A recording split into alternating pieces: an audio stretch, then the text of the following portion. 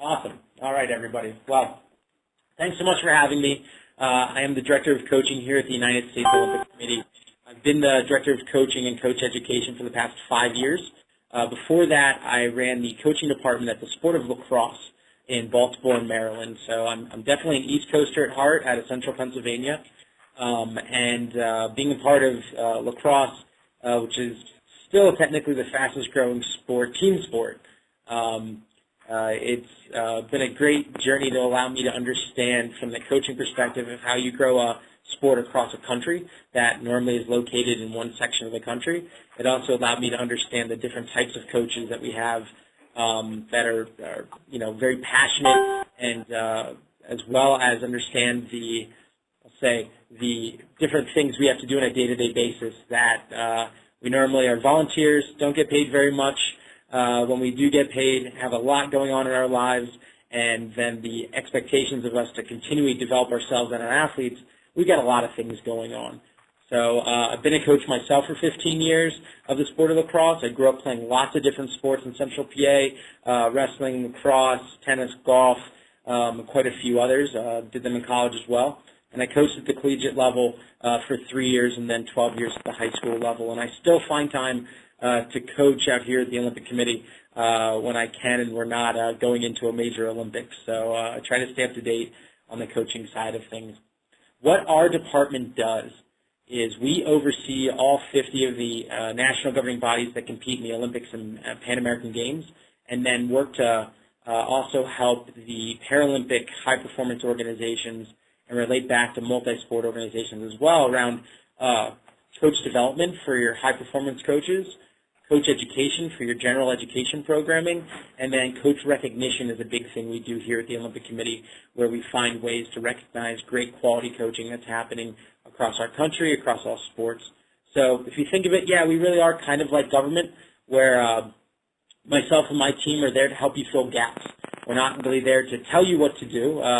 USOC does not make a lot of mandates, but when they do, it's for reasons that actually make sense. So there's a requirement, many of our governing bodies, to require safe sport training. There's an expectation that you do coach training and coach education, but not a requirement of what that looks like. And then we do a lot of additional governance work as well. But my big passion is just around the coach and what is a great coach. And we've been running programming, like I said, for the past 5 years that is really trying to tap into how do we maximize the potential of our top-level coaches, and then how do we get what we're doing down the pathway so you can use that no matter if you're coaching a brand-new athlete who's 7, 8 years old and just being introduced to a sport, or is trying to make that leap from going from participation to high performance somewhere in their high school years into college. So a little background on myself. What I hope to talk with you all about today is around quality coaching and really how we at the Olympic Committee are working in this space of quality coaching and trying to give it a definition and trying to get the athletes, coaches, and leaders all together to really understand what is quality coaching. And I'll share this story with you first real quick. I was out in Lake Placid, New York, where a lot of our winter sports train. I was talking with some of our bobsled coaches after the 2014 Winter Olympics, where we did very well in the sliding sports and won multiple medals. And I asked the coaches, I said, you guys did great. They said, so how do you know that you did great? And they're like, oh, we won medals. Like, that's awesome. I said, so how do you know you're a really good coach? I said, well, Chris, we're winning medals. I said, really? So in 4 years, the next Olympics, when majority of your athletes are probably going to retire between now and then, you're training brand new athletes, and you're not expected to medal all that much. Should we fire you if you don't win medals? Of course, the answer is, wait a minute, no, you should not fire us ever, and you shouldn't fire us if we don't win medals. And I asked them, hey, your point was you won medals, so you're good. You have to find a better definition of what good coaching and quality coaching is. So that's what I'll talk about. I'm going to give you lots of examples. I'll even give you a Dropbox full of resources that might help you to kind of think about how you're coaching, how your programming is defining coaching, and some areas where you might want to beef up on and get better to develop yourselves. So the first thing I like to start with is just showing, coaching is a big, important part of what we do here at the Olympic Committee, and there's really 5 pillars that we talk about in sport performance. And that's where my department fits. Coaching fits under sport performance, which was the 80 people at the Olympic Committee whose job it is to help our sports win as many medals as possible. So we're talking high performance majority of the time. But we talk about athletes, coaches, training, competition, and leadership. And when we meet with the different national teams and we meet with their coaches, we're trying to figure out how those connect in your world. So the coaches, in my opinion, I'm totally biased being a coach, I feel are the authority figures across all of these 5 pillars. The coach impacts the athletes, impacts their parents. The coach decides on the training, helps decide where the competitions we're going to attend, and then is a big influencer of the leadership of either the national governing body, the officials, the club organizers, the whole 9 yards. The coach really is that middle person. So as I told you the story about, how do we define quality coaching, we really needed to go on a quest to figure out how we define it, how we evaluate coaches across all sports on these concepts. The other thing is there's a big change in how our athletes are expecting our coaches to operate. Generation Z that's coming up, the pathway that many of us are probably working with right now, they're able to consume information 3 times faster than us that are above the age of 25. They are valuing connection and trust over outcomes, which is very different from the generation many of us may have come from, or even from the millennial generation. They have been called, millennials on speed, just the fact that they are constantly moving, a million miles an hour, and they're looking for feedback constantly, but it has to come from a trusted source. So quality coaching has got to be defined in order to allow us to be effectively work with those athletes. And this is kind of our quest in the overview, Our quality coaching, it's not just winning.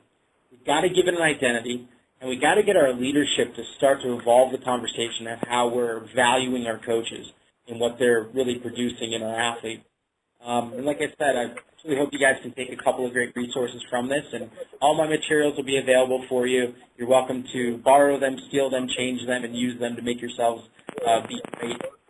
Coaching it's good sharing.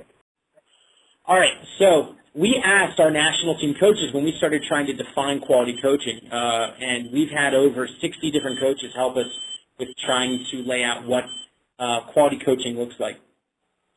The emerging themes that came out were leadership's a part of it, how you manage the environment, knowing yourself, being athlete-centered, and having a great technical, tactical knowledge of the sport were a lot of really great themes that came out of our conversations.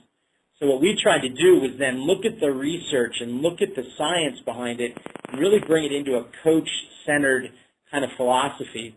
And what we ended up doing is we're actually building a quality coaching framework right now that we're going to put out to the whole United States, to every governing body and every coach educator and coach out there that really, from the Olympic Committee's point of view, that says this is what our definition of quality coaching is, and here are key areas that we need to start finding ways to value.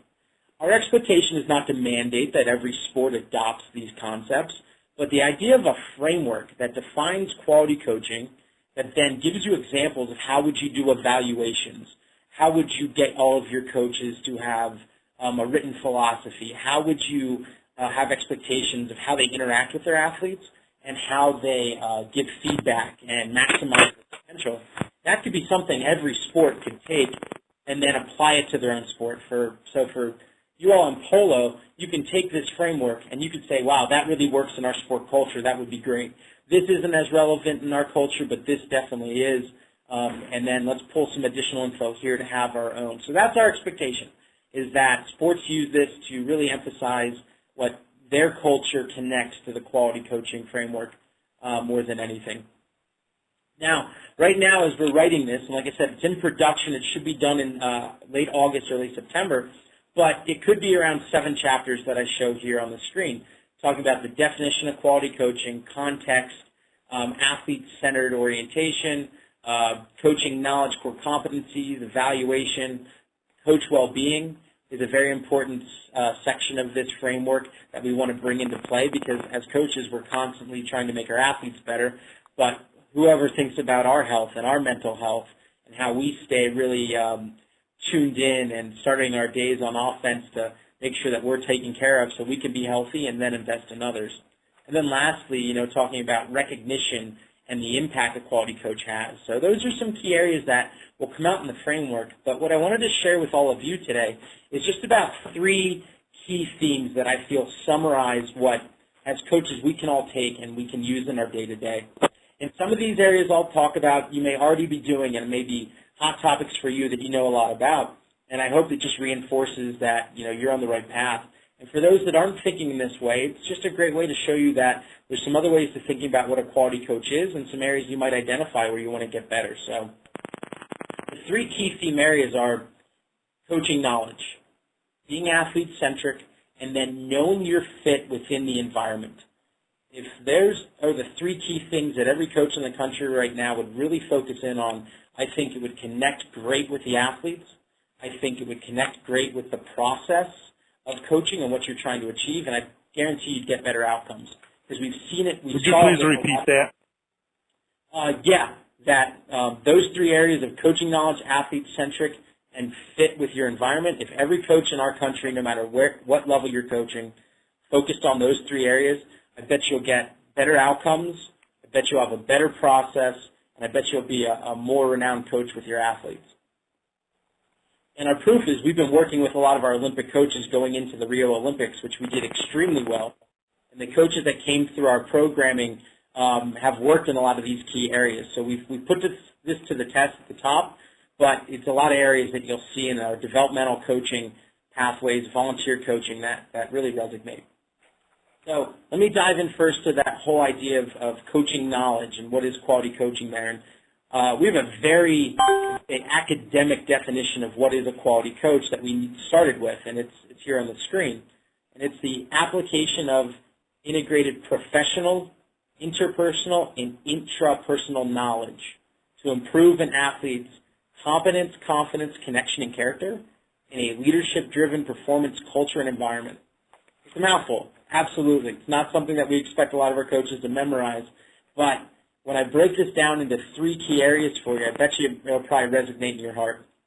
We have this really amazing graphic on the right-hand side, and I say amazing because I am definitely not an artist, and this is what I could throw together in PowerPoint to really show this connection, but I think it talks about it.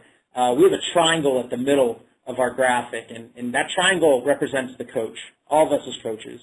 And there's 3 areas in quality coaching that we feel you need to be tuned into based on the research and the science that's going to make a better connection with your athletes. So you got to know the professional knowledge, which are the X's and O's. You got to know the technical, tactical side of your sport. But then you need to know the interpersonal knowledge, the idea of how do you connect with people and how do you communicate. And that's very important to our athletes. The intrapersonal knowledge is knowing yourself and why you coach the way you coach, what's influenced you, and knowing what are your core values that are your non-negotiables as you go through your coaching career. The next step is to connect with the athletes, and that's the box that's wrapped around our triangle. And we'll talk about how you connect with the athletes in 4 key areas of confidence, competence, connection, and character. And then the last part is the leadership part, which wraps around the whole thing in a big oval, and that's where you're influencing performances and environment with the leaders, which are going to be your club administrators, your fellow coaches, officials, parents potentially might fall into this realm, and then maybe your national governing body. So that's our definition. In this first part of, what is quality coaching and that coach knowledge side we feel is really important to call out. If I could get every coach to think about, 1, the professional knowledge side of things, your X's and O's, the technical, tactical, strategic play of your game, that's not an area where many of us have to worry. We're involved in coaching sport because we love our game, or we got involved in coaching sport because we loved our kids that were playing it, or we wanted to get involved, and we love the technical, tactical, strategic side of things. So that's not something that normally I can tell coaches too big on. The interpersonal knowledge, where you manage relationships, and the intrapersonal knowledge is an area that many of us don't take enough time to really get, become an expert at. And on the screen here, I'll kind of talk a little bit more about these areas, but, as I said, the professional side of things, the X's and O's, you're looking to teach and have others learn the sport. But where you can really connect is in that coach-athlete relationship, of the interpersonal relationship. As a coach, knowing your emotional intelligence, which is a hot topic in coaching right now, I'm asking coaches to really know where they get super emotional, do they have empathy, can they relate to their athletes' emotions in the moment, and then from there, how do they interact? Knowing how you are and how you connect with other people is a very important thing, especially with the generation coming up. The last concept in the interpersonal area that we feel is important is the idea of what's called transformational leadership. And that's growing the life lessons, growing the leadership skills, growing the life skills that many of us know we get out of sports by participating, but making that a focus for our athletes to really make sure they're maximizing their potential on the field of play, but also in life. So those are key areas that if, as a coach, you can work on, you'll connect better with your athlete. The last part is the intrapersonal side of things, which is knowing yourself, so being very self-aware of why you coach, how you coach. Doing lots of reflection so that you can constantly know whether that style is working well with others, and then being someone who looks for continuous improvement. And if you are someone that's looking to continuous improve, work on yourself, how you connect, and then make sure you're strong in the technical, tactical, strategic realms, you're going to be on the right path to being a great coach. Absolutely. So that self-awareness is a big part of this.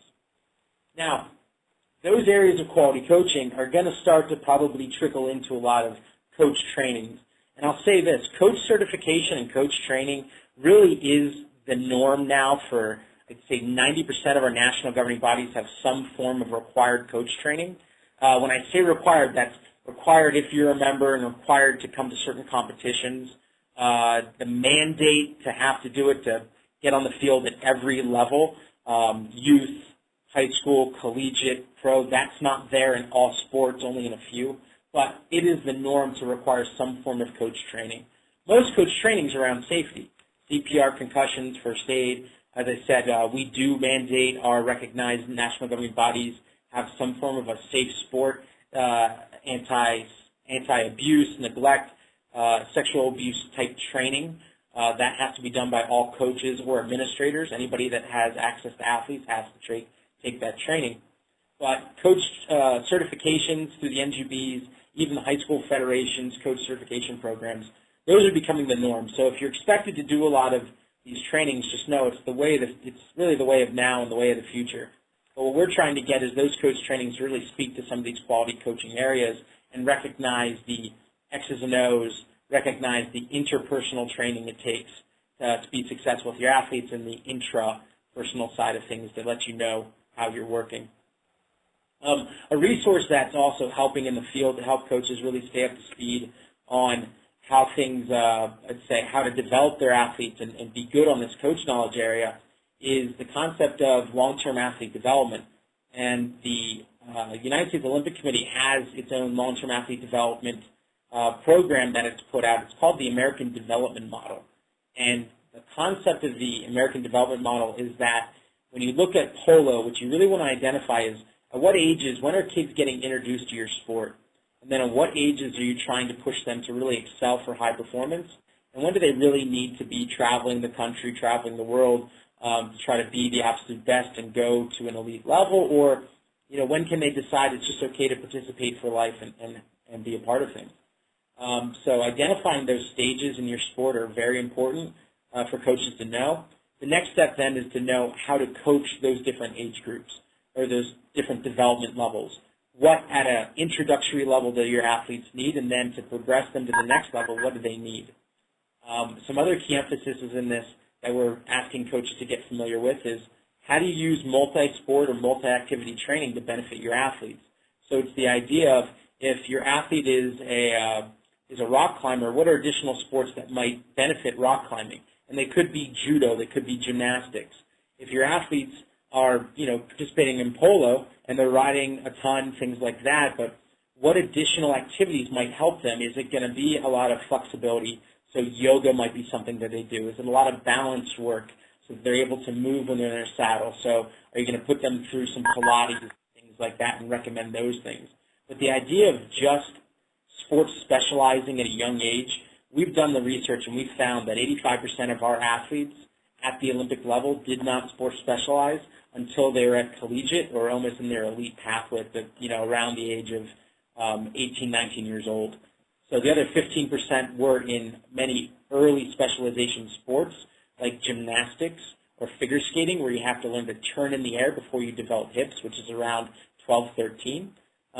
But those sports that are early specialization are emphasizing the multi-activity training to offset their athletes around plyometric training, flexibility, dance, things like that, which allows your athletes not to burn out. So as a coach, if you learn more about the American development model, it's really going to help you understand how to organize training and find resources around what's specific to the age group you're working with and make you a better, well-rounded coach around the coach knowledge side. And the slide that I put up here, we have a brochure that I'll send all of you that explains this athlete development more and gives you an understanding of what it really means, as well as you'll see there's lots of different sports that are pushing this out to their coaches. There's over 25 that are pushing it in the United States, and the leaders are hockey, tennis, ski and snowboard. Lacrosse is a great program right now. Field hockey, weightlifting, swimming, all of those endorse it and are pushing it out. So it's a great resource to know about.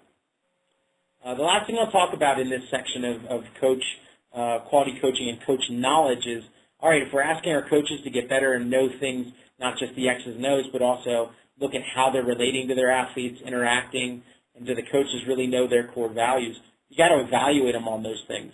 So we have a resource that's a best practice hiring and evaluation of coach resource. It's been around since 2006. We've tried to update it numerous times, but the experts in the field keep telling us there's not much here to update. We could put a new logo and a new date on the back of it, but we wouldn't change anything inside of it because the tools inside of it are really valuable and speak to just about any level of coaching.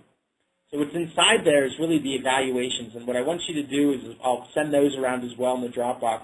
You'll see that we have a coach self-assessment tool.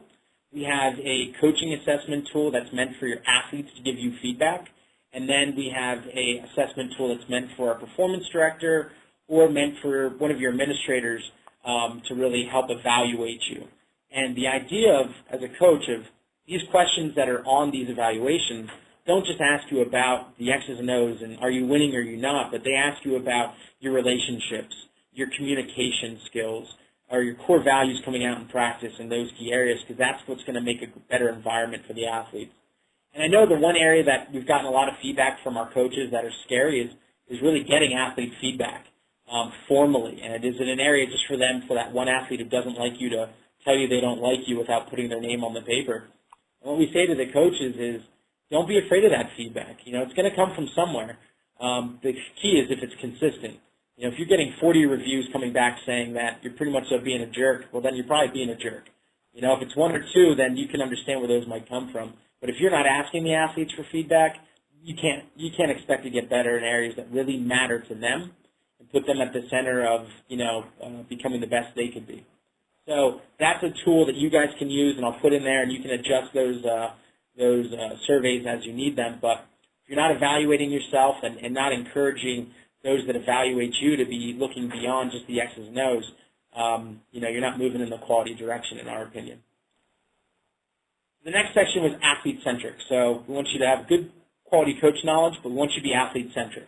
So athlete-centric is just the concept of being athlete-centered, coach-driven, and it's really looking at the whole athlete. It's understanding the mind, body, soul development of the athlete and putting them at the middle of the decisions you make. The other part of it is making ethical coaching decisions and having ethical actions around them that allows the athlete to be safe at all manners of the training. This does not mean you can't be hard on an athlete, but this means that when you're being tough on them, they know why you're being tough and that there's an outcome that's going to be there, and you've communicated that. We found that with a lot of our Olympic coaches that have more of an authoritative figure. They do very well when the athletes know, I'm being tough on you to develop you for this, and I remind you of that. When I'm tough on you and you don't know why, then you're a jerk, and the athlete doesn't know why you're being mean to them. So it's a communication tool that's needed in being athlete-centric. If you remember, in our definition of quality coaching, we talked about the athlete, which was the square around the coaching triangle, and we talked about 4 areas. So these are the areas we want you to think about when you're athlete-centric matter the most. So first is building character. So enhancing the athlete's character and developing the whole athlete so that they can represent you, the sport, and our country the best of their ability. Two is you got to be building confidence in the athlete. So there's got to be trust there, and you got to be constantly working to build confidence in the team, in the training, and to be able to help them in their performance outcomes. How you build that confidence a lot is the competence, is getting sure that they have a great technical, tactical understanding, the physical understanding of what it takes to be able to compete at the level they're at, and then including a lot of mental training and mental skills that are going to help them maximize their potential. So they'll gain confidence if you gain competence. And then the last is really having a good positive connection. And again, on the connection side, I always emphasize this for coaches. If you have more of an authoritative style and, a more direct style of coaching, that's not a bad thing. They just need to know why. So you need to connect with the athlete and let them know your style and to be able to build that connection and that positive bond. Because especially in Generation Z, the one that's coming up, we've done a lot of research on this, and connection is important to them. This is why you see so many different companies on social media bombarding people to try to build a connection with the up-and-coming generation. If there's a cause, that generation seems to want to be involved with it. If there's not a cause for the better good of humanity and things like that, they don't necessarily connect. So as a coach, you need to really connect with them. That's going to allow you to build the X's and O's or the sport-specific competence, hopefully to build their confidence under pressure, and then overall add in some of the character building that's going to make a great connection there. The only other area I want to touch on here is around just being athlete-centered around the ethical decisions. And, that's something that's really non-negotiable in today's day and age. We have our safe sport training that all coaches can go on and take. It's great training that I advertise that I've taken the Safe Sport program and have that certificate to all of my athletes and their parents. And it's just a way to create a safe environment because if the environment's not safe, and you're not making ethical coaching decisions, to say in our country we're not standing for it anymore, and it's bubbling to the top in a lot of negative ways. But so as a coach, make sure that those things stand true. Now, in the athlete-centered world, how do you make sure you're being athlete-centered? How do you make sure that you're connecting with the athletes? How do you make sure you're getting the outcomes and building a good process? Well, one thing I want to throw at you, to stay athlete-centric as well as centric on what matters, a great way of doing this is through having a good reflection process. And I give you the example here of reflection, a reflection evaluation tool, or reflection cards. This idea was brought up by John Wooden back when he coached at UCLA. And John Wooden, who, if you don't know who he is, legendary coach at UCLA, won, I think, 11 straight national championships, or at least 11 out of 13 years. Amazing coach, most written about coach in American history, not just basketball, but across all sports. And John Wooden would take a note card every day, and he'd write the athlete's name at the top, and he'd write some comments. And then he'd go back and he'd have bigger note cards where he'd reflect on the day's practice. But what he was doing was, on those note cards, he was writing down things that really mattered to those athletes and mattered to their connection and really mattered to get the outcomes that he needed for the team. So we've evolved this process, and a lot of our top-level program coaches do this, but a lot of our youth coaches have started doing this as well that we've worked with through our pipeline systems. And they'll take a card like this. You'll see this is from my lacrosse program where I coach, so a tangible example here, where I'll write down the sport performance areas that really matter to me around shooting, penalties we take, ball movement, ball control in my sport. So the statistics that matter are here on the front side, and I reflect after a game on these. But then you'll see here, I also ask myself some questions. What was the most valuable part of the competition today for the team? What did you notice from the competition that should be focused on the next practice? What could I have done to better prepare my athletes for the competition? And what does your team need from you to continue to improve in the upcoming week? By having this tool, it allows me to not only reflect on the coaching professional side of things, the X's and O's and the tactics, the outcome, the process, but also it reminds me of how to connect with the athletes. Where do I think that they need more team time, or where they need more, fun time might come from this, or as well as saying this is where we need to focus more on building competence, or building confidence.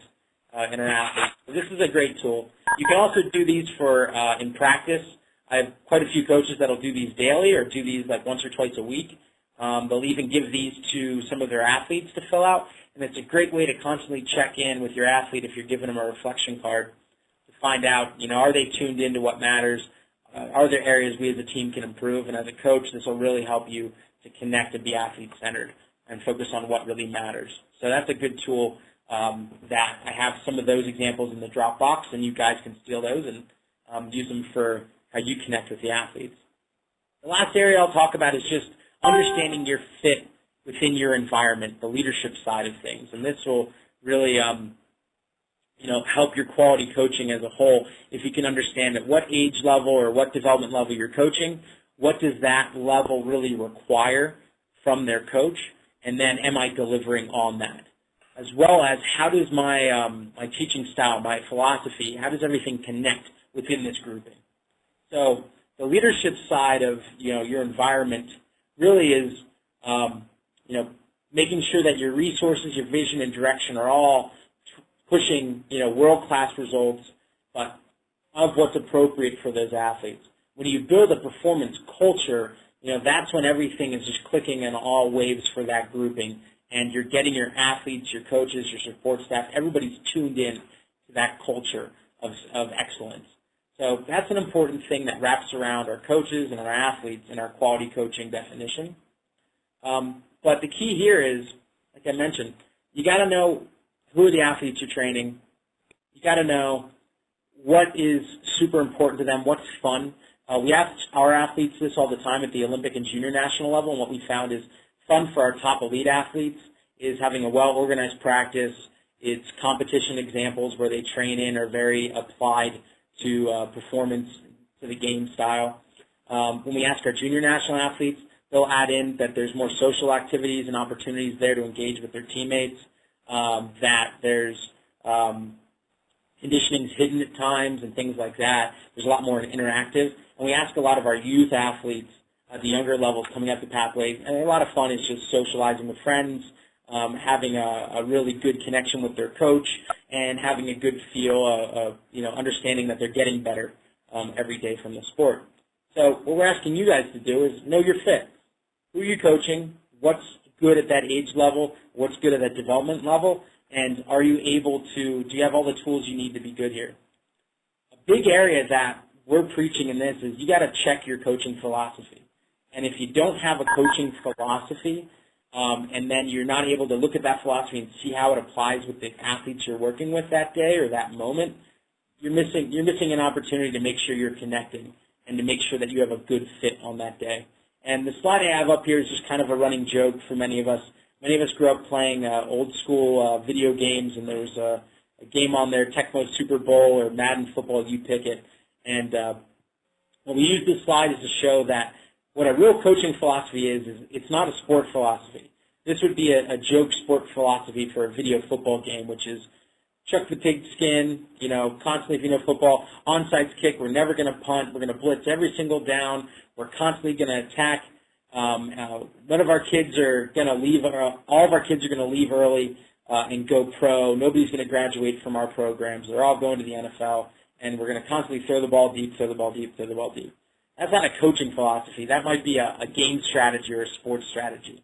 What a true coaching philosophy is taking your core values into play and then figuring out how you're going to coach others based on those core values.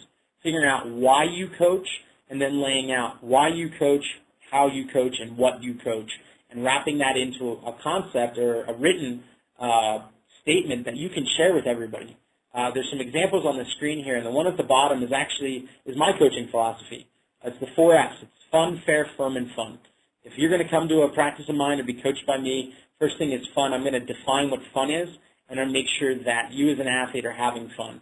And like I mentioned before, fun for top athletes isn't slacking off. It's having a set program for them that's getting them into performance under pressure situations on a regular basis. But fun for my youth athletes is going to be doing team relays. It's going to be doing interactions with one another, a lot of teamwork, having time to talk while they're stretching, things like that. So I define fun for number 1. If you're not having fun, why are you doing it? Two, it's fair. I need to be fair with my athletes on and off the field and understand their rights and understand the situation we're in. Normally in my sport, I've got a lot of kids that are dropped off by mom and dad, and I need to be fair with the fact that they may not all be driving. So I need to be fair if they show up a little bit late, understand the situation, and then make decisions if there is a punishment or not. Firm is in here in my philosophy that I need to stand firm by all the decisions I make. So if I make a decision, we're moving forward, and it's for the benefit of the team. The last fun is for me as a coach. If I'm not having fun, why am I doing it? So having a philosophy and then looking at how it plays is an important thing. So this slide we just showed John Wooden's pyramid of success, which is all based off his coaching philosophy. You don't have to go this high level of deep thinking and evolve it. John Wooden evolved it over his entire life. But if you have something, we want you to have something so you can see, does your philosophy match? Does it work well with your athletes? Does it, pull in great ethics? And are you focused on the athlete-centered outcomes? So one area I want you to think about is if you have a philosophy, let's take another look at it and make sure that it might reflect some of these quality coaching concepts.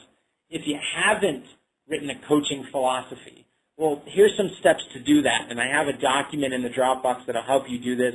And you'd be surprised. I mean, a lot of our national top-level coaches don't have a written philosophy they can share with their athletes.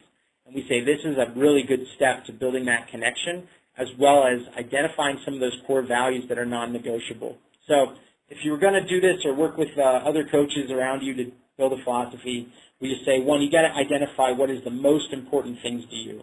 What are your non-negotiable values in your role? Two, you got to learn from your own experiences. Think back to who were your favorite coaches and your least favorite coaches. What type of coaching style did they have, and what was important to you in those coaching styles? And then you have to understand your own coaching style and your own personality and behaviors and understand why you coach the way you do. And then next, you really got to go ahead and you got to discover your philosophy and you got to write it out. Okay? Write out that philosophy of if I was coached by you, what would I know to expect? What are your core values? And how are you going to coach me? The last thing that's the most important, and for many on the phone that have a coaching philosophy, you've got to find a way to keep it visible and keep it alive. We recommend to our coaches that, at the beginning of the year when they meet with their athletes and parents, that they're putting this philosophy out there written for people to reflect on, to see that they're referencing it, or others print it out and put it up in your office so people can see that, and you need to look at it on a regular basis. Because it's going to remind you of what are your core values, what are your non-negotiables, and you'll be able to see if that philosophy works well with the athletes you're working with. So kind of to wrap things back up, the three areas I wanted to let you know about our framework and what we're focusing on quality coaching, if I had to summarize it, was coaching knowledge. If you got good coaching knowledge, you understand that it's not just the X's and O's of the professional side of coaching, but you got to know how to connect with your athletes through interpersonal communication. You've got to know who you are in the intrapersonal side of things. That's very important moving forward to be a good quality coach. Connecting with your athletes and being athlete-centric is number two. You've got to find a way to put them at the center of things, and you've got to find ways to reflect on, am I doing what's best for the athlete at this moment? The last thing is, what's your fit? Is your fit good for that age level? Is your style good for that age level? And is your coaching philosophy connecting with those athletes? If not, you might need to come up with a different philosophy that guides you when you work with them, or you might need to find another coach who could work with that group better. That's super important to making sure that your system is quality. The resources that I provided in the Dropbox, and I'll show it to you in a second, are just this. I'll give you information on evaluations, and you can adjust those how you needed to, as well as information on the American Development Model and long-term athlete development. That might be something that helps with your club or your athletes or your coaching.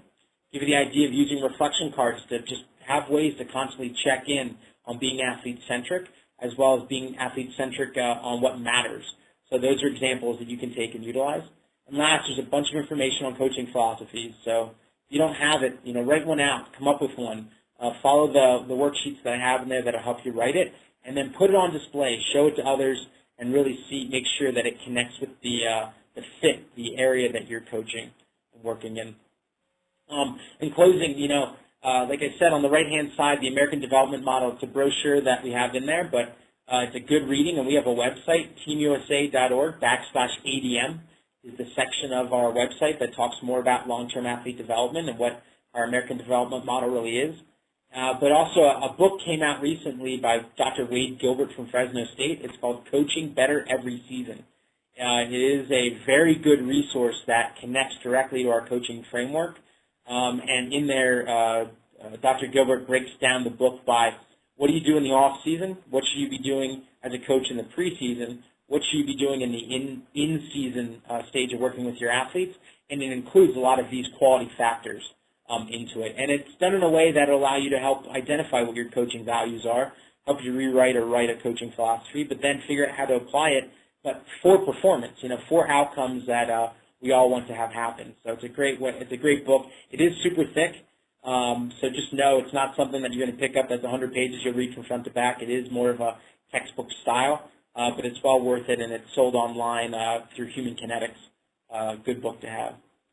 So in wrap up, there's my contact information, chris.snyder@usoc.org. You all are 100% welcome to reach out to me with any additional questions on this area. And I'll just show here really quickly inside the Dropbox. Put it up on the screen. Hopefully you can see it. Inside the Dropbox, there's a bunch of different articles on coaching philosophies and key principles there. There's the best practice hiring and evaluation document that you can use and adjust. There's reflection cards for both practice and games that were from my program that you could take a look at. It might spark some good ideas of how on a regular basis you could be checking in on what matters. There's some additional info on how to be an athlete-centered coach. There's this presentation as well, so you're welcome to take this PowerPoint and use it all you want. And then there's our brochure on the American Development Model, which is a great resource to have and also can connect you back to where our website is and other information. So that's really what I have for you all. If you have any questions, I'm happy to take them now. Thanks for giving me some of your time to share this. And when our framework does come out in August or September, and it's all nice and neat and pretty, I'll make sure to send it out and that you all get a copy of it and can take a look. It'll be a free resource that's on our website. And then we also expect to build some additional examples, so example evaluations, example reflection cards, example concepts of coach well-being that people could use in the field and be applied by coaches. So hope that works. But again, if you have any questions, I'm happy to take them now, and if not, thanks so much for being on. Does anyone have any questions for Chris? I do, actually. Sorry, it's sort of a quick one, and I can probably also discuss it further, individually with you, Chris. Do you find that smaller teams, the dynamics between players tend to be, and I think one of the challenges I have in coaching polo is there's only 3 people on the field at a time, and you usually only have, 3 to 5 people on a team. And so the dynamics between them become really important, and any issues are magnified as compared to like a lacrosse team that you've got 20 people on the roster. Yeah. So I just wanted to hear any of your insights on that, like for basketball maybe compared to lacrosse or something like that. Yeah, and a big area that we've been working on has been BMX and figure skating. A lot of those coaches will have 3 or 4 athletes, and they're all, some are, working in a team aspect, in pairs figure skating, ice dance. Others, you're all training together but then competing against one another. And then you see how that relates to our bigger teams, volleyball, water polo, things like that. So, yeah, we have dove into this, especially as we're telling you as a coach to connect with your athletes, build a connection and then be able to understand how to train them better. But then knowing that it's tough to connect across all of them, and a lot of times it puts you in a situation where you're understanding the drama, and drama can get magnified in smaller groups, and issues are something you as a coach need to be tuned in on to be able to guide them. So the team dynamics in smaller groups, what we found is, as a coach, you need to have avenues to allowing the athletes to work things out, but you need to know enough of what's going on so you can manage those, those ethics, manage what's going on, be able to intervene if it's needed, but as well as having your athletes step up and somebody be identified as a leader. Normally captains, we hopefully would select captains or leaders based off of their ability to, rally the team, get them unified, and then be able to squash some of these things. We found that that's really impactful in the smaller groups to really, if you're in a group of 4 to 5, have somebody that can be that more of a leader. If not, find ways to really make them understand how each other work. And we do a lot of psychological profiling, disc profiling, and work with our athletes and coaches of figuring out how they really do want to be motivated, how they work best, and how it's best to interact with you. And what we do is we actually share that across teammates. So you might know that, hey, when I communicate with so-and-so, I need to be more short and direct. Or when I communicate with so-and-so, I need to give her more details. And that's how we've avoided a lot of issues, by getting our athletes to really know each other, but also giving them tools that allow them to connect. And then as a coach, you get that information as well and figure out how to connect. So many of us, if you can't do that kind of psychological profiling and things like that, I'll be honest with you, a big thing is just to get the kids together and talk about what motivates you, what demotivates you, what causes issues, on the field with your teammates, what really encourages you, and talk about those. And that might be something to use in the reflection card of, what's the temperature of the team, what's the feel out there. Are there any problems that you've seen? And maybe a couple times a month you might ask the athletes to fill out that thing so it keeps you up to date on if there's anything you need to understand. So I hope that gives you some ideas of how to work in that dynamic, what we've seen. But yeah, it's a tough thing, in smaller groups. Yes, it does magnify, but I'll say this, what you have in polo, I know could be pretty bad at times, but when you see pairs figure skating or ice dance teams, my God, that'll top the taco. So if you know anybody who coaches figure skating, they're a great resource to talk about how do you manage those smaller groups, as well as some of the issues that might pop up. Thank you. That's great information. Yeah. Any other questions from anyone else? All right. Cool. Well, thank you, Chris, for joining.